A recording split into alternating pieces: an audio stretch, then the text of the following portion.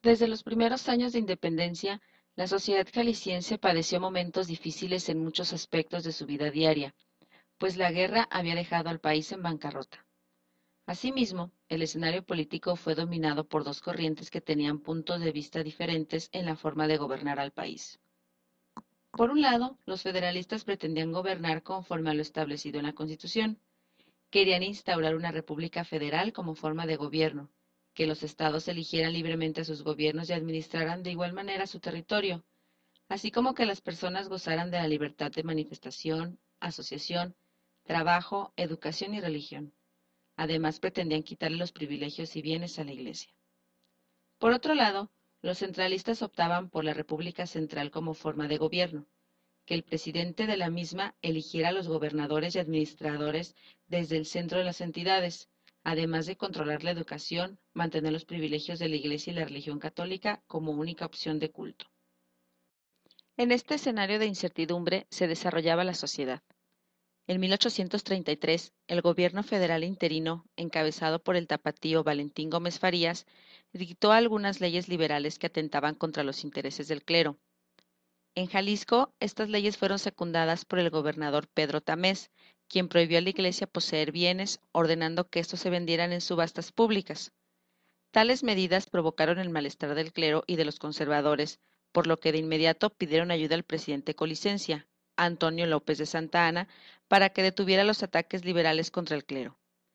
La ayuda no se hizo esperar. Las fuerzas federales arribaron a Guadalajara para poner orden. José Antonio Romero tomó las riendas del Estado y en 1835 recibió al presidente Santa Anna, quien de inmediato devolvió los privilegios a la Iglesia.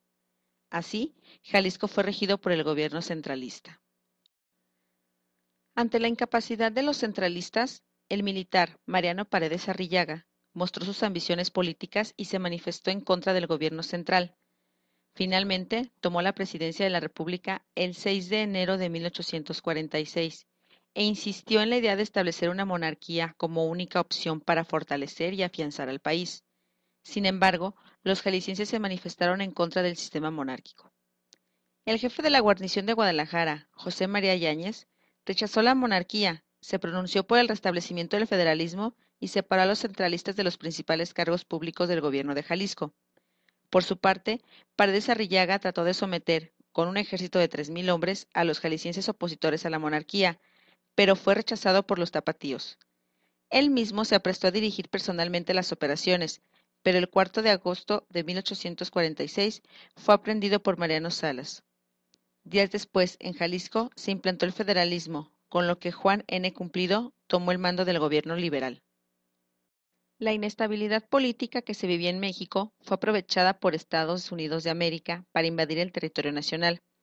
Aunque el suelo jalisciense no fue atacado por el ejército norteamericano, el entonces gobernador del estado, Joaquín Angulo, convenció a muchos jaliscienses de apoyar económicamente la resistencia y enviar tropas contra los invasores.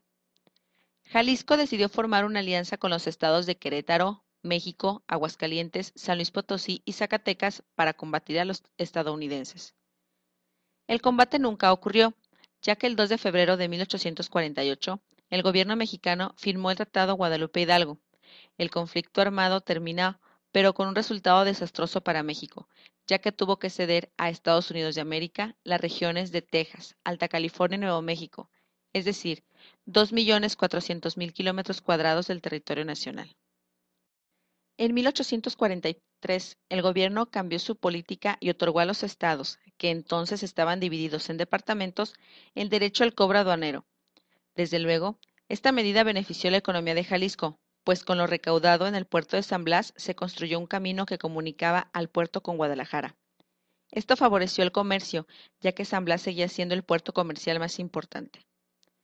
Aunque los caminos muchas veces eran intransitables por las pésimas condiciones en que se encontraban, los arrieros se las ingeniaban para transportar las mercancías entre los distintos pueblos y ciudades en el lomo de sus recuas o en carretas tiradas por caballos.